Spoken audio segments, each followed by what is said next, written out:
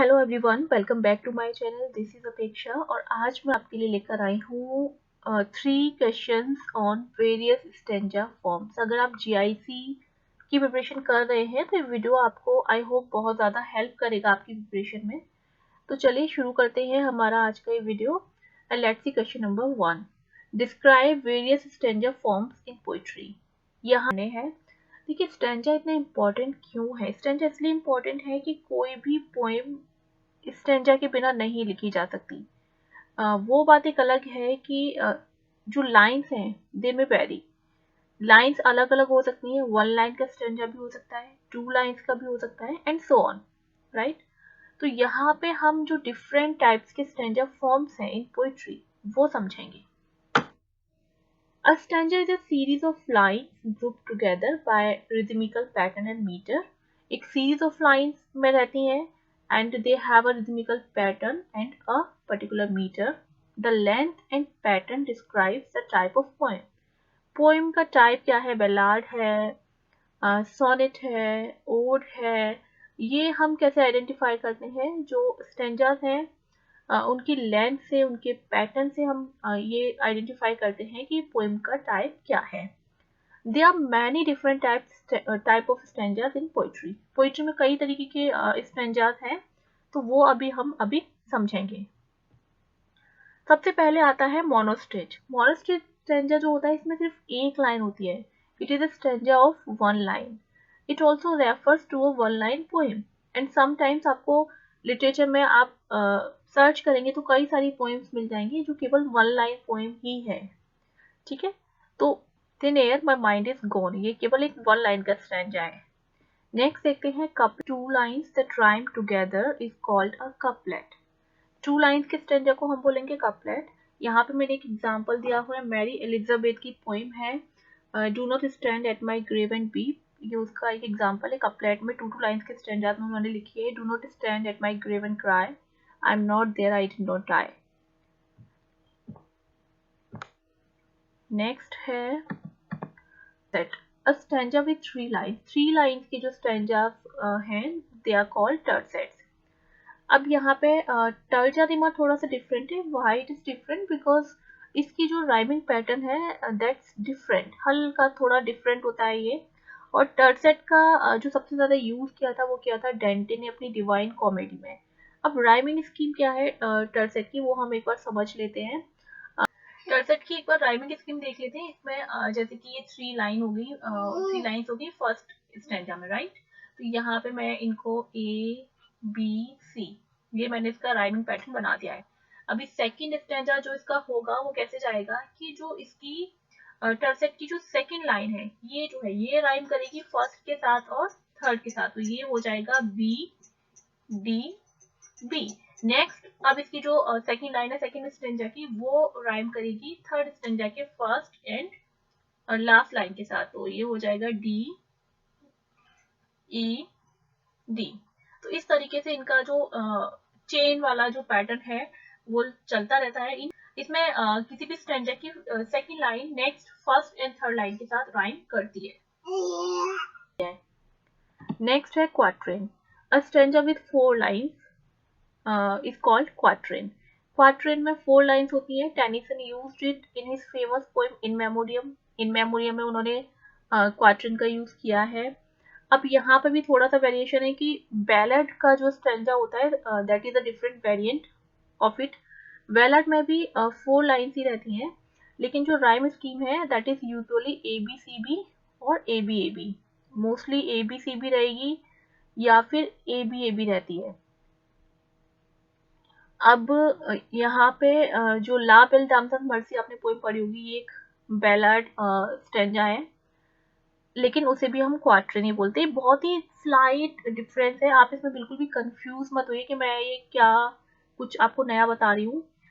थोड़ा सा slight difference हम देखते हैं, जो हम और ज़्यादा डीप रिसर्च करते हैं, डीप स्टडी करते हैं, तो ये चीज़ें निकल के आती है। ठीक है, तो क्वाट्रेन तो आपका रहेगा, 4 लाइन्स रहेंगी, लेकिन राइमिंग स्कीम जो है वो थोड़ी सी स्लाइटली डिफरेंट हो जाती है, इसलिए इसको बैलेड स्टेंजा भी बोलते हैं। और ये एक बहुत ही कॉमन स्टेंजा फॉर्म्स है इन पोइट्री। नेक्स्ट है क्विंटेन। क्विंटेन एक ऐसा स्टैंजा होता है जिसमें 5 लाइन्स होती हैं, ठीक है। और शैली ने इसको अपनी पोएम जो उन्होंने ओड लिखा है, ओड टू स्काईलार्क, इसमें इसे यूज किया है। Let's see next, sestet. Sestet is a stanza with 6 line, 6 lines का स्टैंजा है। एलिजाबेथ बैरेट ब्राउनिंग ने एक पोएम लिखी है, how do I love thee. This is an example of an Italian sonnet, एक इटालियन सोनेट है with a sestet, जिसमें उन्होंने सेस्टेट का यूज किया। Septet, a stanza with 7 lines in iambic pentameter which rhymes A B A B B C C. 7 lines का जो stanza है that is called septet, and it is also called rhyme royal. Why it is called rhyme royal? Because King James first जो थे Scotland के, उन्होंने इसे अपने works में काफी यूज किया है। अब क्योंकि ये किंग से जुड़ा हुआ है तो इसलिए इसको राइम रॉयल भी कहा जाने लगा। लेकिन फर्स्ट टाइम सेप्टेट का जो यूज किया था वो चौसर ने किया था अपने वर्क ट्रायलस एंड क्रेसिडा में, ठीक है। तो सबसे पहले इसको यूज तो चौसर ने ही किया था, लेकिन क्योंकि ये किंग जेम्स फर्स्ट ने भी यूज किया और वो एक रॉयल फैमिली से थे, किंग थे, तो इसलिए इसको राइम रॉयल भी कहा जाने लगा। नेक्स्ट आता है octave. Stanza of 8 lines is called octave, and ottava rima is a type of octet. Actually octave को octet भी कह सकते हैं, octave भी कह सकते हैं। 8 lines का जो stanza होगा it can be called octave and octet. अब ottava rima जो है, this is a kind of a stanza in which the first 6 lines, इसकी जो first 6 lines रहेंगी have an alternating rhyme pattern. इसका ऑल्टरनेटिव राइमिंग पैटर्न होगा, and last में जो 2 लाइन्स रहेंगी वो कपलेट की फॉर्म में रहेंगी। WHC पोएम है among school children, it's an example of it. इन्होंने ऑक्टेव का यूज किया है इस पोएम में। नेक्स्ट है penicillin stanza with 9 lines. 9 lines का जो स्टेंजा है that is called penicillin stanza. And why it is called penicillin stanza? Because it is named after Edmund Spenser's unique stanza structure in his poem The Fairy Queen, क्योंकि Fairy Queen में उन्होंने 9 lines का stanza structure का use किया और वो काफी popular हुई उनकी पोएम, और दैट्स द रीजन कि उनकी नेम से 9 लाइन का जो स्टेंजा है उसे स्पेंसिलिन स्टेंजा कहा जाने लगा। और वैसे 9 लाइन्स के स्टेंजा को नॉनेट भी बोला जाता है, ठीक है। और रहता है इसमें 8 लाइन्स जो होती हैं वो आइम्बिक पेंटामीटर में लिखी जाती है, और जो फाइनल जो लास्ट लाइन होती है उसकी वो आइम्बिक हेक्सामीटर में लिखी जाती है। अब यहाँ पे पेंटामीटर का मीन क्या है? पेंटामीटर का मीन होता है कि 5 फीट, ठीक है। तो यहाँ पे 5 फीट का मतलब 10 सिलेबल्स हो गए एक लाइन में, और हेक्सामीटर का मतलब हो गया कि 6 सिलेबल्स हो गए लास्ट की लाइन में।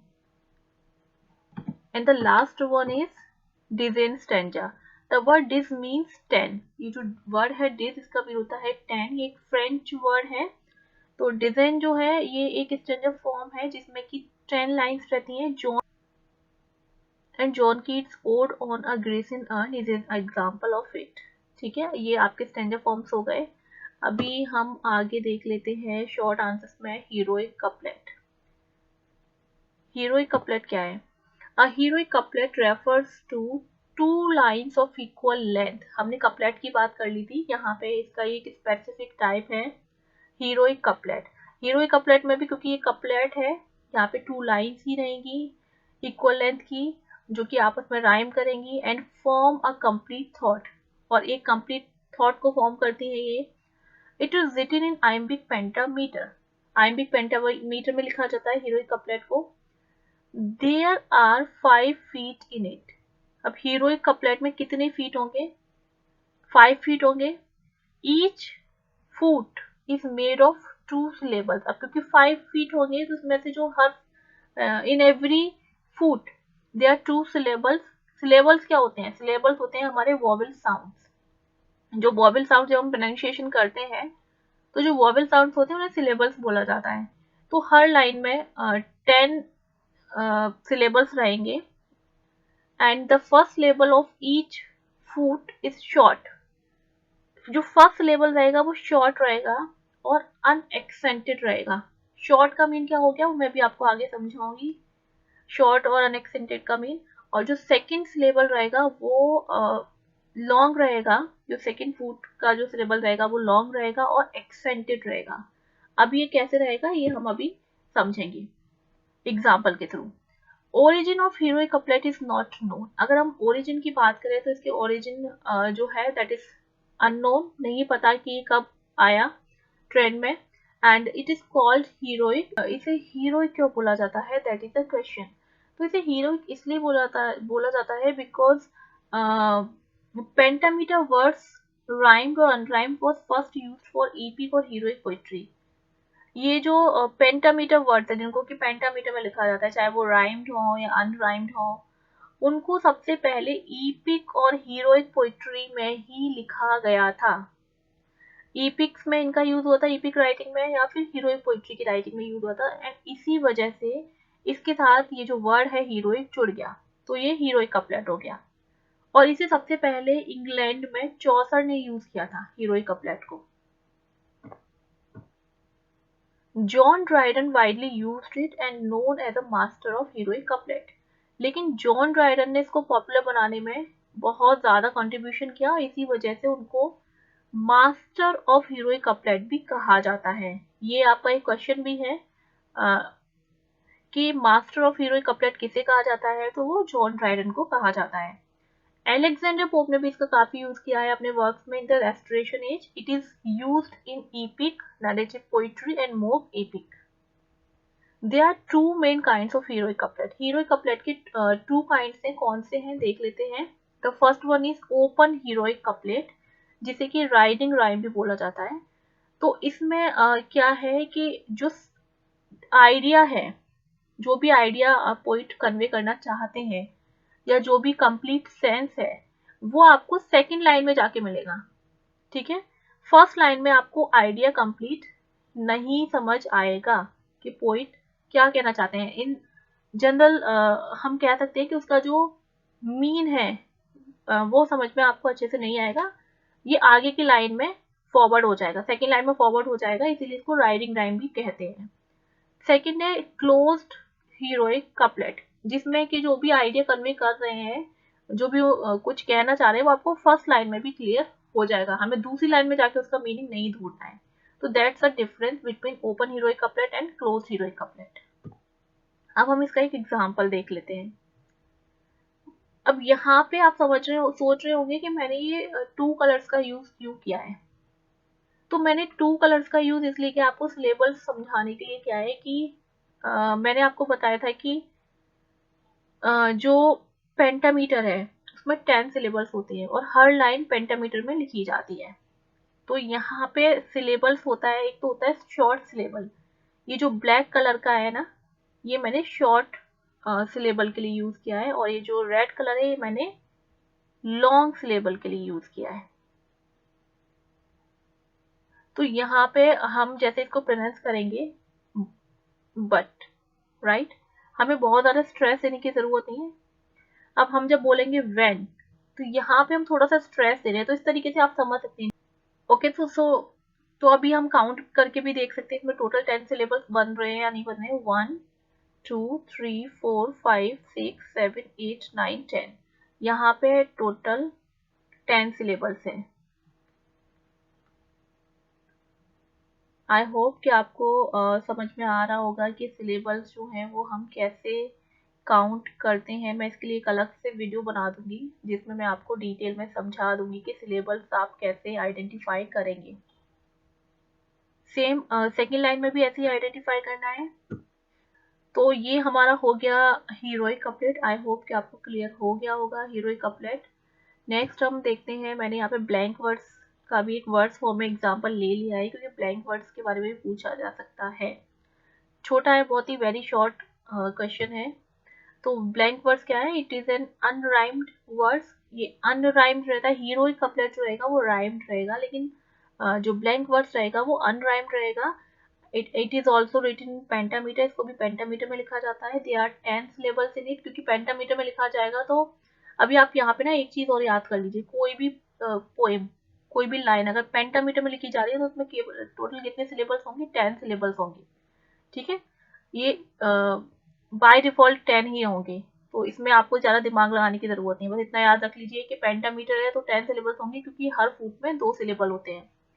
The first syllable of each foot is short and unaccented. The second syllable of each foot is long or accented.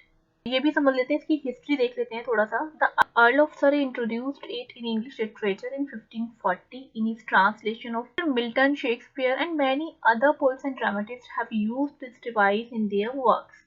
अभी इसका एक एग्जांपल देख लेते हैं। As I told you that blank verse is also written in pentameter, तो यहाँ पे भी 10 सिलेबल्स हैं ये, 1 2 3 4 5 6 7 8 9 10। यहाँ पे हाउ स्वीट, ये शॉर्ट सिलेबल है how, then sweet its long, the short, moon long, light short, sleeps long, up short long short long. ठीक है, तो ये 10 सिलेबल्स हो गए। और मैं जैसा कि आपको पहले बता चुकी हूँ, मैं एक बाद में अलग से वीडियो बना दूंगी हाउ टू आइडेंटिफाई सिलेबल्स इसके ऊपर। तो अभी के लिए आपका ब्लैंक वर्ड्स कंप्लीट हो गया, हीरोइक कपलेट के बारे में हमने बात की आज, और जो वेरियस स्टैंजा फॉर्म्स हैं पोइट्री के वो भी कंप्लीट हो गए। तो आई होप ये सेशन आपके लिए हेल्पफुल रहेगा। Thank you so much for watching, मिलते हैं नेक्स्ट वीडियो में।